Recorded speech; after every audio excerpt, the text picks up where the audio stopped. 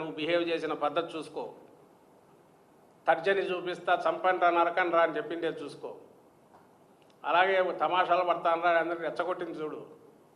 ఆ రోజు నీ కార్యకర్తలు, అంటే చంద్రబాబు నాయుడు గారికి చెప్తున్నా, మీ కార్యకర్తలు మీ గుండాల్లాగా బిహేవ్ చేసి పోలీసు వీళ్లను తరివేసి పోలీసు వెహికల్ను తిరిగేసి తగలబెట్టినట్టు ఇది గుర్తు తెచ్చుకోండి.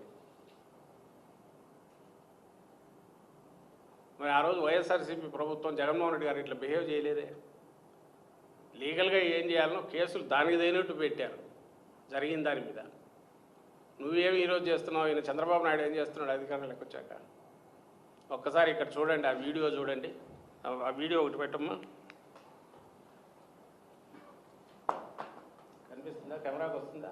ఆ ఎల్లో షర్ట్ అతను అందరినీ కొడుతున్నాడు.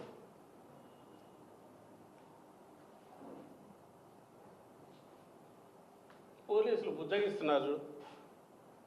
అతను తెలుగు యువత తెలుగుదేశం పార్టీ నాయకుడు అంట. అతను తెలుగుదేశం పార్టీ నాయకుడు, తెలుగు యువత నాయకుడు శివ అంట పేరు. అతను పోలీసులు ముందు అందరినీ కొడుతున్నాడు. పోలీసులు అక్కడే ఉన్నారు, అతను ఏమనట్లేదు. వీళ్ళు కూర్చున్న రాము వాళ్ళు కూర్చున్న కారు, జెండా చూడు, కారుకి ఎట్లా చెక్కినారో రాళ్ళతో కొట్టి. చూడు జెండా చూడు. పోలీసు వాళ్ళు ఏం చేస్తున్నారు అక్కడ? ఏం చేస్తున్నారంటే తాడు కట్టి లాక్కపోవాలని చూస్తున్నాం. చూడు ఎంతమంది ఉన్నారు, ఇంకా వెనకాస్తా ఉన్నారు. ఇది పోలీస్ డ్యూటీ ఇదే.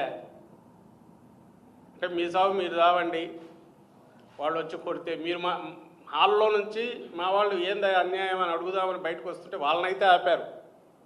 అదే నేను రాముని అడిగితే చెప్తున్నాడు. 500-600 మందిని వాళ్ళు ఆపినారు. వాళ్ళు 10 మందే. మా వాళ్ళు ఆగారు. 30 మంది వెనక కూడా ఉన్నారు అంతా పోలీసులు.